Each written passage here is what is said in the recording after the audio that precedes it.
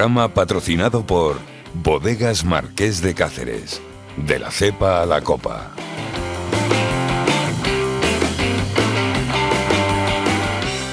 Buenos días, bienvenidos un día más a nuestro programa Inversión con Nombre Propio. Hoy el tema que vamos a tratar va a ser la inversión en Reino Unido. Concretamente lo haremos a través de dos gestoras, dos entidades que tienen orígenes británicos. Si bien quiero recalcar que la orientación o la visión que tienen o la estrategia que siguen es global, es internacional, por lo que no solo invierten en este país, pero hemos querido aprovechar la ocasión y bueno, ir de la mano de estas dos entidades expertas, y en este caso contamos con Gonzalo Tomé, director de ventas para Lion Trust, y con Juan Fierro, director asociado de Janus Henderson en Iberia. ¿Qué tal? ¿Cómo estáis? Muy bien, Buenos muchas días. gracias por estar aquí. Igualmente. Muchas gracias por invitarnos. Un placer. El placer es nuestro. Lo dicho, vamos a hablar de la inversión en Reino Unido, de esta economía que quizás para algunos inversores es algo nicho o no la tenemos en cuenta como una inversión enfocada en ella específicamente a la hora de canalizar nuestra inversión. Y por ir entrando ya en materia, si queréis, Gonzalo, empezamos contigo. ¿Vale? Y bueno, ya hace un año de la salida oficial de Reino Unido de la Unión Europea, te quería preguntar, ¿qué ventajas presenta este país? ¿Es un buen momento para mirar en esta región económica a la hora de canalizar nuestra inversión? ¿Cuál es tu opinión? Pues mira, desde un punto de vista de valoración, desde el referéndum del Brexit en el año 2016, la renta variable inglesa se ha abaratado hasta niveles del año 2008, incluso de los años 80, dependiendo de los ratios que utilicemos, ¿no?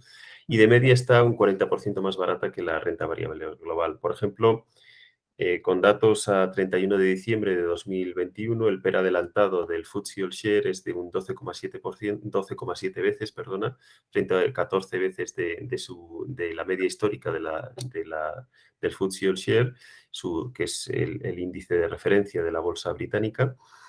Y si esto lo comparamos con los 17 veces de la bolsa europea y las casi 22 veces de la bolsa americana, claramente es un mercado que está infravalorado. También no hay que olvidar que la bolsa inglesa es un 4% de la renta variable global, por detrás de Estados Unidos y de Japón, pero por delante de otras economías como Francia, Alemania o Canadá. Y además es la de mayor peso dentro del MSCI Europe, es decir, del índice de referencia de Europa, porque pesa un 23%, seguida pues, de un 18% de Francia y un 16% de Alemania. Luego, además, pues compañías como Unilever de consumo, Glaxo de farma o Shell en el sector petrolífero, pues están entre un 20 y un 40% más baratas que sus competidoras globales, como pudiera ser Procter & Gamble en el caso como competidora de Unilever, Johnson & Johnson como competidora de Glaxo o Chevron como competidora de Shell. A pesar de que su rentabilidad por capital está entre un 10 y un 100% por encima de estas otras empresas globales, ¿no? Entonces, algunos de estos descuentos se deben a factores intrínsecos, pero en otros casos la verdad es que no están justificados y es un gap que se debería ajustar con el tiempo. Además, el FTSE All Share, pues el mercado inglés tiene una alta exposición al sector energético, como BP, Shell, mineras, y también al financiero, que son beneficiarios de unos mayores tipos de interés.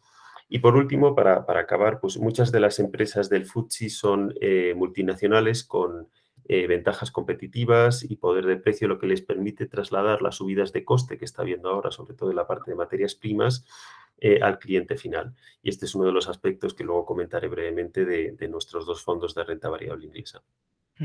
Vale, entonces por el lado de la valoración sí que encontramos cierto atractivo, sobre todo comparándolo con otras plazas. Y no sé, Juan, ¿querías añadir algo? Porque es un buen momento para invertir en Reino Unido.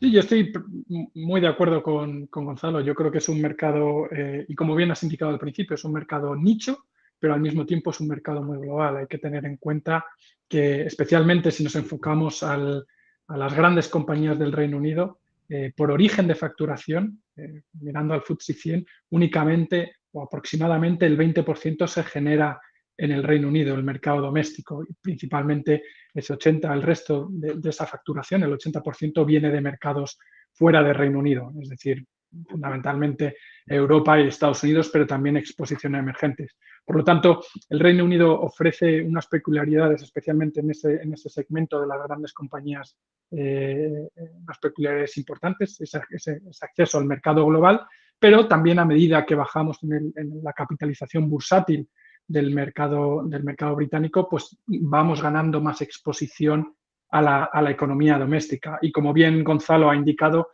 yo creo que hay dos grandes cuestiones que justifican quizá el atractivo frente a otros mercados. Por un lado, que el mercado británico, la bolsa británica se ha quedado rezagada en cuanto a rentabilidades con respecto a los grandes mercados desarrollados en los últimos 4 o 5 años, y efectivamente una cuestión de valoraciones. Como bien ha indicado también mi compañero Gonzalo, aunque parte de ese descuento con respecto a las bolsas globales se han corregido o se han reducido ligeramente en este principio de año, sigue cotizando a valoraciones con un descuento relativamente atractivo con respecto a las bolsas, al resto de mercados desarrollados. Y al final son cuestiones intrínsecas o cuestiones muy peculiares del mercado británico. Una es el Brexit, que efectivamente pues todavía hay cuestiones a resolver en cuanto a los acuerdos comerciales con su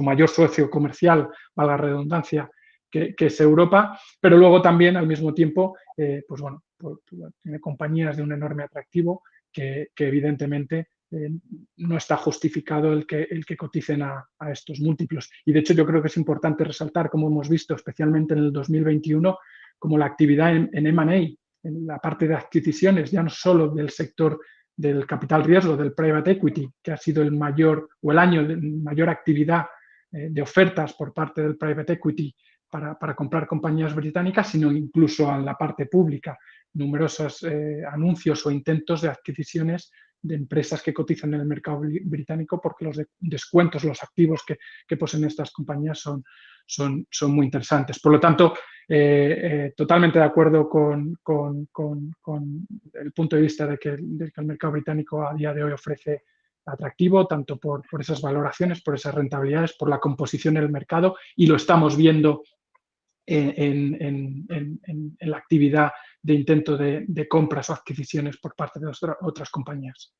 Vale, Juan, mira, y si quieres seguimos contigo porque hacías mención al Brexit y bueno, sí que es cierto que vimos ciertos problemas de abastecimiento, de problemas de oferta de mano de obra, y justo en este momento, que casi es una pregunta obligatoria por la repercusión que está teniendo a nivel de todas las cadenas de producción mundial, a nivel de tensión de precios, os quería preguntar por el conflicto bélico, pero en concreto si está afectando en mayor medida a Reino Unido, cómo es el ritmo que está siguiendo la economía para solventar los problemas, sobre todo de cara a cadena de suministro y tensiones energéticas.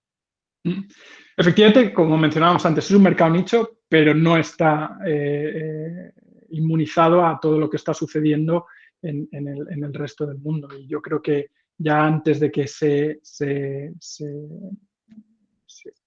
produjera la invasión de Rusia de Ucrania, ya venía registrando tasas de inflación relativamente altas debido al aumento del coste de las materias primas, a los cuellos de botella, a los problemas en las cadenas de suministro, y el conflicto entre Rusia y Ucrania lo único que ha hecho es agudizar esos problemas que estamos viendo en las cadenas de suministros, materias primas, etcétera. En ese sentido, el Reino Unido no está inmunizado, como digo, con respecto al resto de mercados, y lo que estamos viendo pues, es esa mayor presión al alza en los costes para las empresas, que evidentemente pues, pasa factura a los márgenes y a los beneficios, pero al mismo tiempo también al consumidor. Sí es cierto que con respecto al resto de Europa, por ejemplo, el mix energético de Reino Unido es algo más dependiente del gas y del petróleo, pero al mismo tiempo el Reino Unido no es tan dependiente del gas y el petróleo ruso.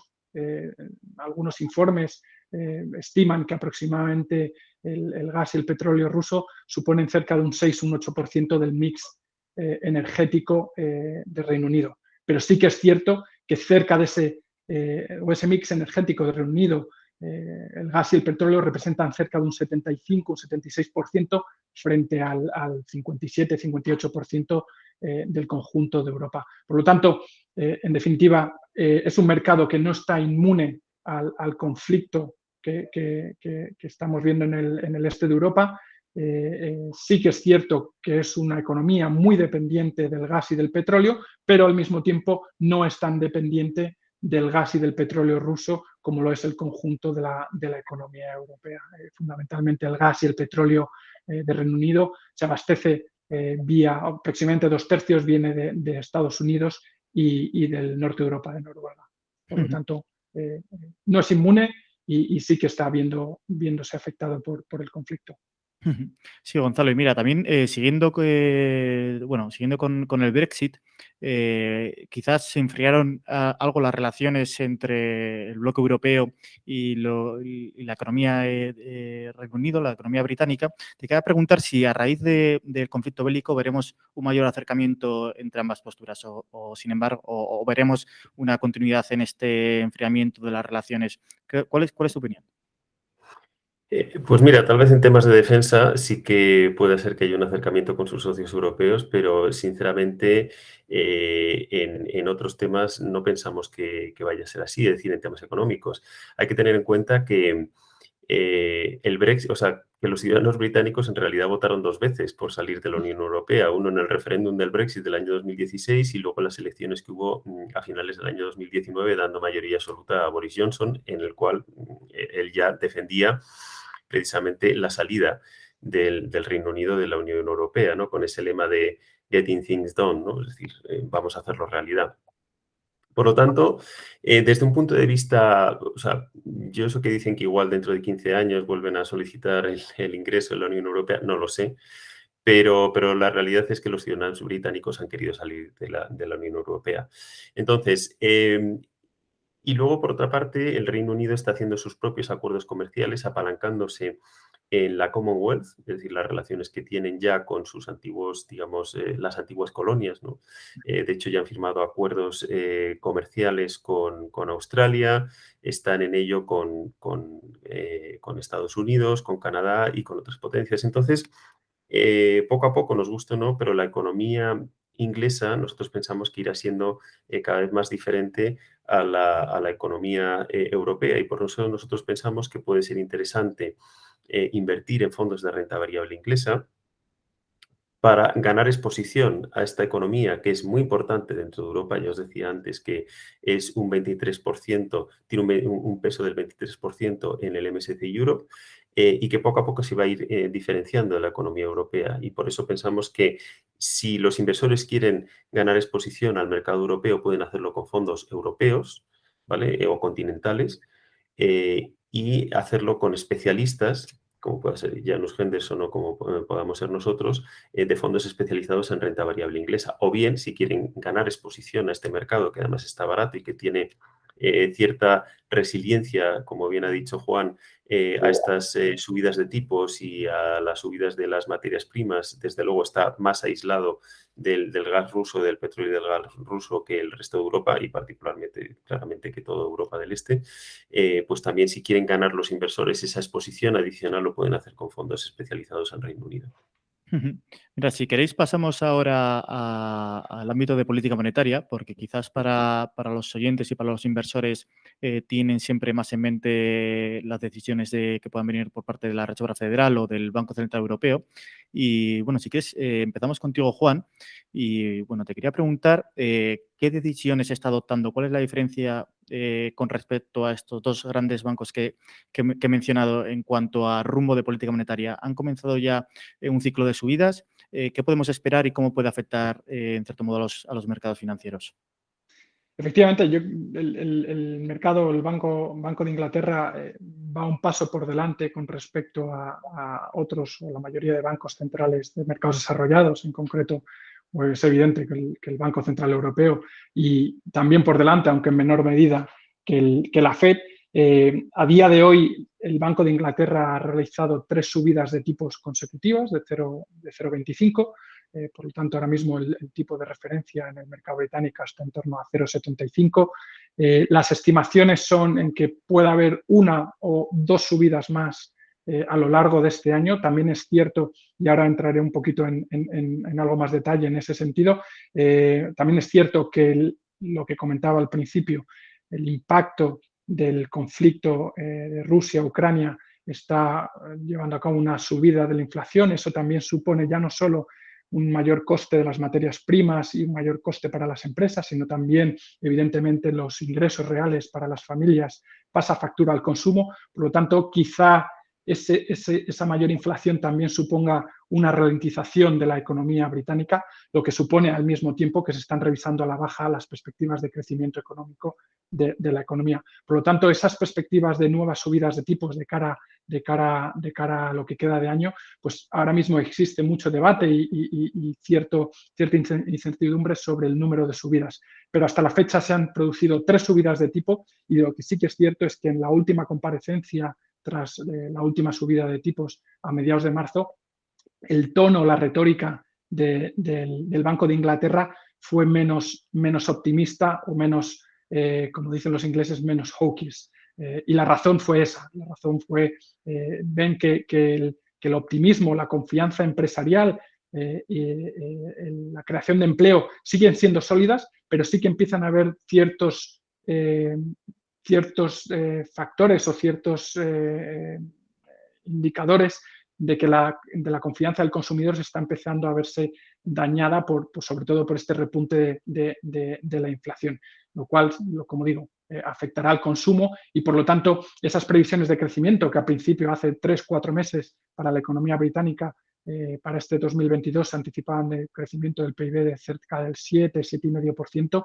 A día de hoy se han revisado en buena medida y se habla de crecimientos de en torno al 3-3,5%. Por lo tanto, se están produciendo revisiones a la baja importantes de las perspectivas de crecimiento y, evidentemente, los bancos centrales, en este caso el Banco de Inglaterra, tiene que adoptar quizá una postura menos optimista, una postura más cauta de cara al próximo año, sin olvidar, evidentemente, que vamos a ver la inflación posiblemente en picos cercanos al doble dígito en el tercer trimestre de este 2022. Por lo tanto, tiene que encontrar ese equilibrio entre la ralentización de la economía y el repunte o el continuo repunte de la inflación en el mercado.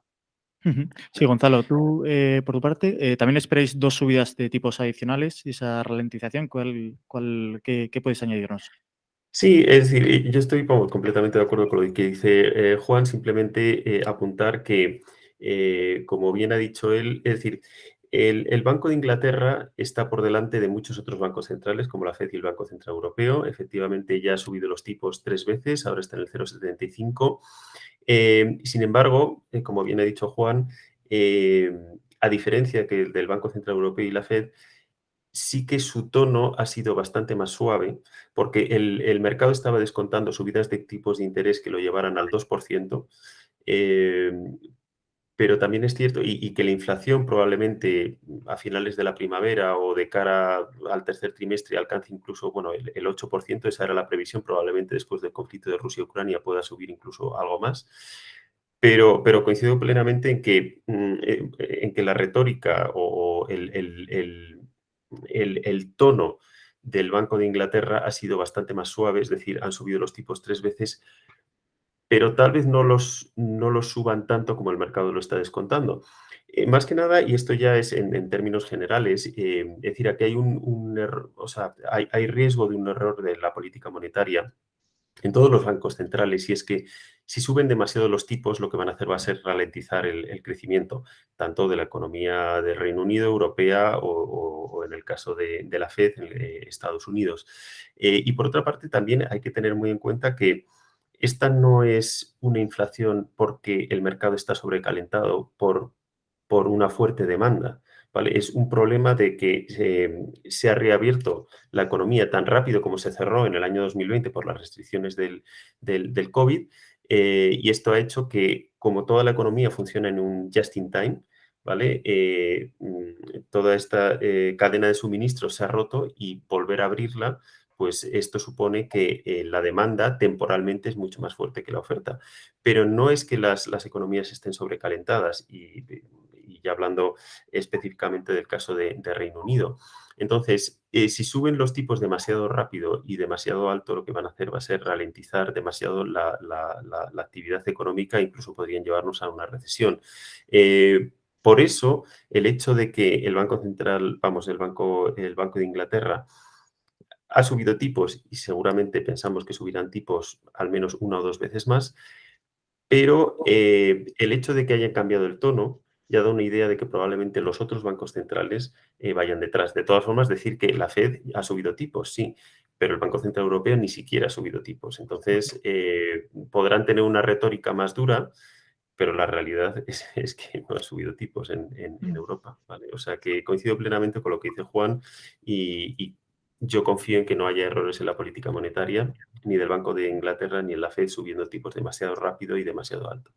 Vale. Yo ahí añadiría, Diego, también además que creo que también es importante recordar que muchas veces el mercado efectivamente anticipa las subidas de tipo en mayor o menor medida y evidentemente eso supone un endurecimiento de las condiciones crediticias ya no solo para las empresas, sino también para las familias. Por lo tanto, también en los bancos centrales, en este caso el Banco de Inglaterra, puede jugar con lo que se hayan endurecido las condiciones crediticias en los mercados financieros frente a sus decisiones activas de subida de tipos. Y yo creo también importante resaltar también que ha sido muy importante todo el tema de los programas de compra de activos por parte de los bancos centrales, y yo creo que también esa es una diferencia con respecto al Banco Central Europeo. Sobre todo es que el Banco de Inglaterra, de una manera pasiva, ha empezado a reducir su balance, es decir, los bonos que vayan venciendo en los próximos meses, trimestres, no se irán reinvirtiendo en la compra de bonos del Tesoro.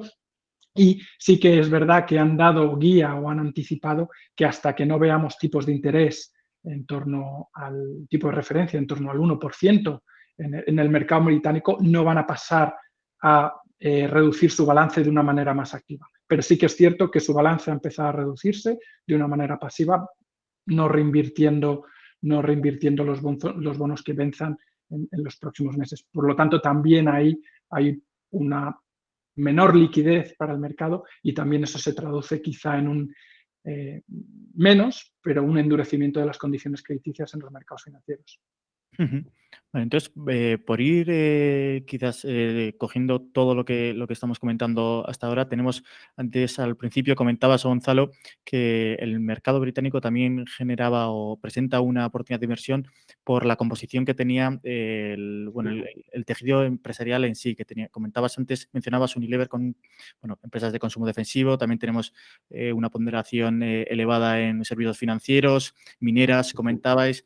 Ahora, a colación de lo que hablabais, de lo que comentábamos sobre la política monetaria, quizás lleva un paso por delante que el resto de bancos centrales, sobre todo de economías occidentales. Y, bueno, evidentemente hacíais mención a la inflación. Cogiendo todo lo comentado, podemos decir que el mercado de Reino Unido presenta, al menos en cuanto a estructura sectorial, una ponderación que se puede ver beneficiada de la coyuntura económica actual. Si quieres, Gonzalo, empezamos contigo. Sí, efectivamente, es decir, el FTSE tiene una alta exposición al sector energético, tanto con petroleras como BP, Shell, mineras como Río Tinto, y luego también al sector financiero, ¿no? Con los grandes bancos y luego también empresas de servicios financieros, por lo cual, en principio, el FTSE, desde luego, sería un beneficiario de unas subidas, una subida en los tipos de interés, porque eso se puede recoger en los costes de las materias primas, en los cuales, y también por otra parte en el sector financiero, si suben más los tipos de interés, sus márgenes son mayores y por lo tanto sus beneficios y flujos de caja también pueden ser mayores. Entonces, y luego por otra parte también muchas de las empresas del FTSE son multinacionales, que tienen ventajas competitivas y que tienen poder de precio, que es lo que había comentado antes, ¿no? Esto le permite trasladar esas subidas de costes por mayor inflación pues, al cliente final. Y también hay que tener en cuenta como bien decía Juan antes, es que nosotros nos fijamos más en el FTSE All-Share, ¿vale? Más que en el FTSE 100, porque es el índice de referencia de nuestros fondos. Y en ese caso, Juan comentaba que en el caso del FTSE 100 el 80% de los ingresos de las empresas vienen de fuera del Reino Unido. En el caso del FTSE All-Share son 2/3 aproximadamente. Entonces, pero en todo caso, estas empresas que son del sector financiero y del sector energético claramente se verían favorecidas por una subida de tipos de interés, con lo cual sí que el mercado británico estaría beneficiándose frente a otros mercados como por ejemplo el europeo, que no tiene tanta exposición al sector energético. Ujú. No sé si quieres comentar algo, Juan, ¿quieres añadir algo? No, totalmente de acuerdo. Yo creo que es un mercado muy amplio, es un mercado que ofrece al inversor la oportunidad de, por un lado, tener exposición global a medida que incrementa la capitalización bursátil, o al mismo tiempo tener más exposición a la economía doméstica británica a medida que reduce la capitalización bursátil de las compañías en las que invierte. Por lo tanto, creo que es un mercado, por todas las razones que hemos comentado anteriormente, que nos permite, siendo selectivos, con una gestión activa adecuada,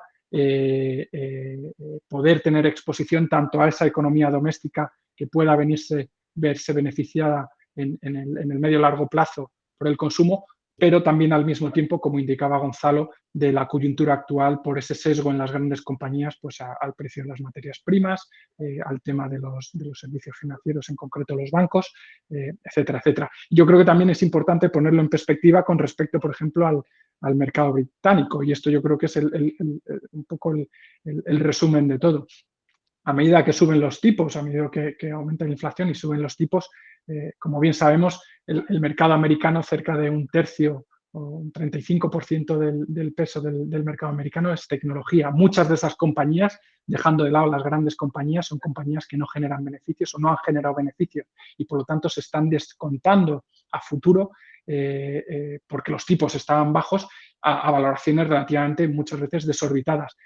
El mercado británico nos permite tener exposición a compañías consolidadas, compañías que generan flujos de caja estables, compañías con en muchos casos, estructuras de gobierno corporativo muy consolidadas y muy fiables, compañías, por así decirlo, no suena bien, pero quizá la vieja economía, un poco a lo de siempre, y sin especular muchas veces en esos beneficios futuros y en esas valoraciones que en algunos casos, sobre todo al otro lado del Atlántico, son completamente desorbitadas y dependientes de tipos de interés muy bajos. Y quizá en este entorno, este cambio de régimen en el que estamos asistiendo, pues quizá tiene sentido empezar a volver a mirar a un mercado más value como puede ser el mercado británico.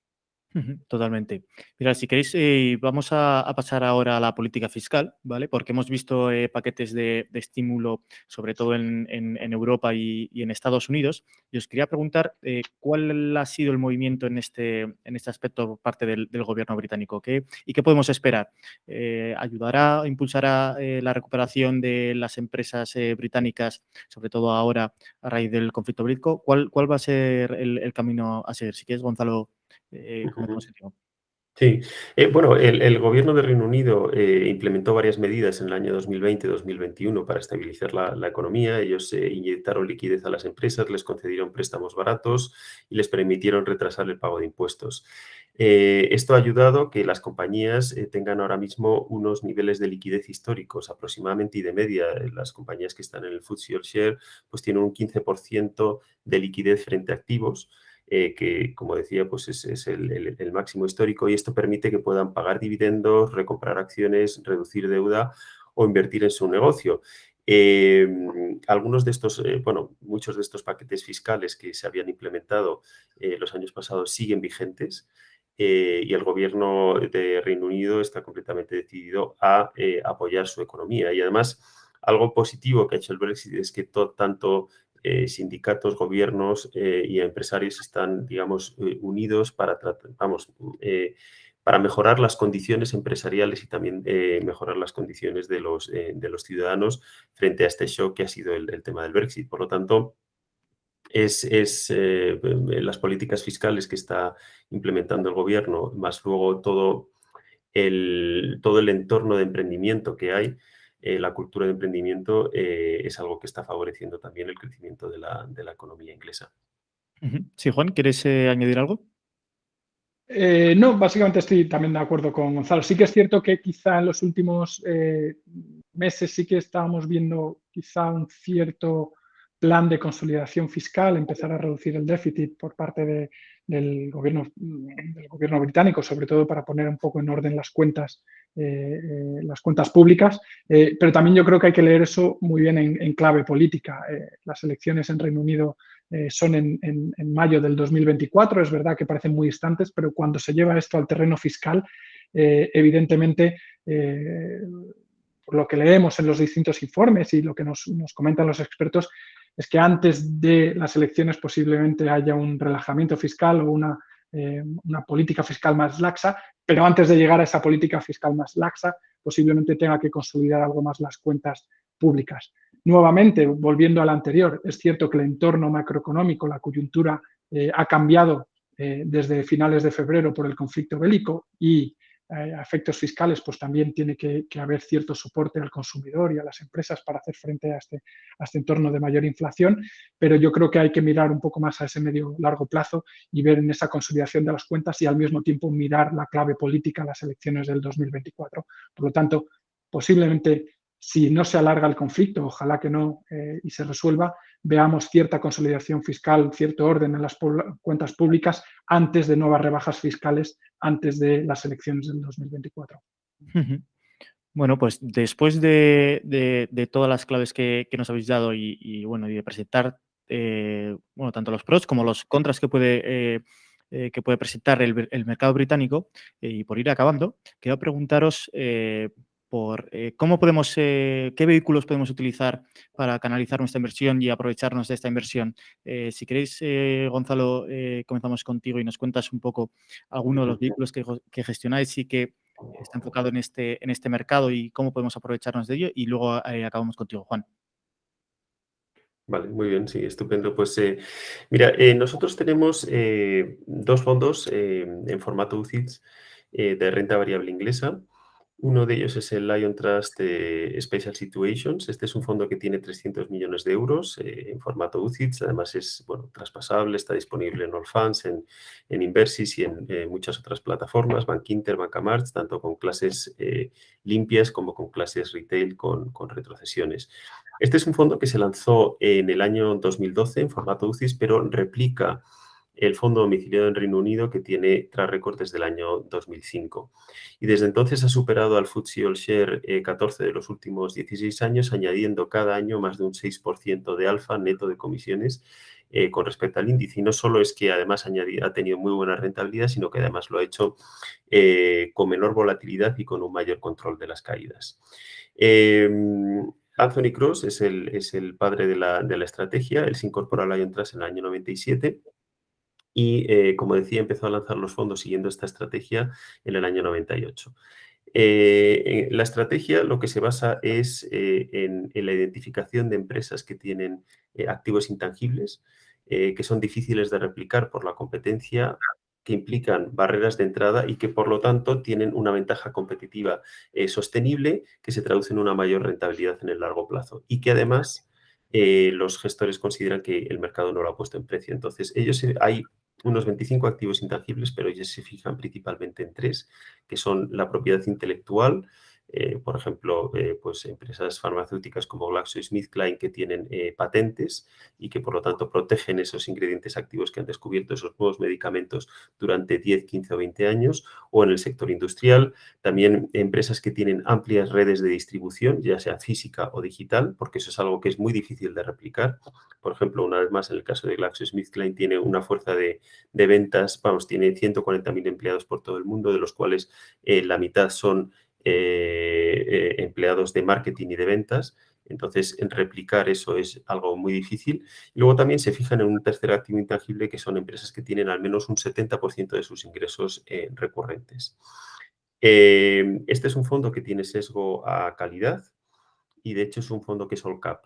Es un fondo también all cap en el sentido de que un 40% lo invierte en empresas gran capitalización o grandes empresas, un 30% en empresas de mediana capitalización y entre un 20 y un 30% en empresas de pequeña capitalización. Es un fondo que, a diferencia del que creo que va a presentar Juan, pues es un fondo long only, no utiliza derivados, tampoco utiliza apalancamiento. Es una cartera concentrada entre 40 y 60 posiciones, de entre un 1 y un 4%. Y otra de las características es que tiene muy baja rotación, porque ellos son inversores de largo plazo. Como decía antes, gracias a que estas empresas tienen estos activos intangibles, tienen barreras de entrada y, por lo tanto, tienen también poder de precio. Entonces, aunque haya una subida de los tipos de interés, una subida de la inflación y, por lo tanto, de los costes de las materias primas, todas estas compañías están preparadas para poder trasladar esa subida en costes al cliente final, manteniendo márgenes, beneficios y flujo de caja.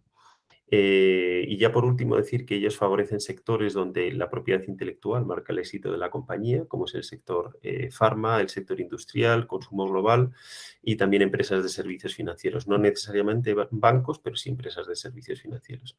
Entonces es un fondo que, como digo, pues tiene un equipo de gestión con mucha experiencia, que lleva muchos años en Lion Trust, con una muy buena rentabilidad y que está expuesto a empresas que tienen ese poder de precio y que, por lo tanto, pueden seguir creciendo en un entorno económico pues de crecimientos económicos de entre el 1 y el 3%, que es la mayor parte de los casos.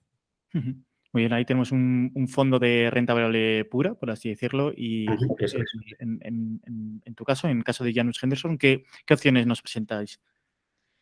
Pues mira, como un producto complementario al de Gonzalo, que también nos daría exposición al mercado Reino Unido, en este caso sería un producto algo más conservador para el cliente que quiera quizá proteger en las caídas y quiera pues, tener, insisto, un perfil algo más cauto. Es el Janus Henderson Absolute Return Fund. Es un fondo long short equity que básicamente invierte al menos un 60% de sus activos en compañías del Reino Unido. Sí que es cierto que tiene flexibilidad para invertir un 40% fuera de las compañías del Reino Unido, que no estén listadas en Reino Unido, pero ese 60% nos permite fundamentalmente centrarnos en las compañías del FTSE 100 y las grandes compañías del FTSE 250.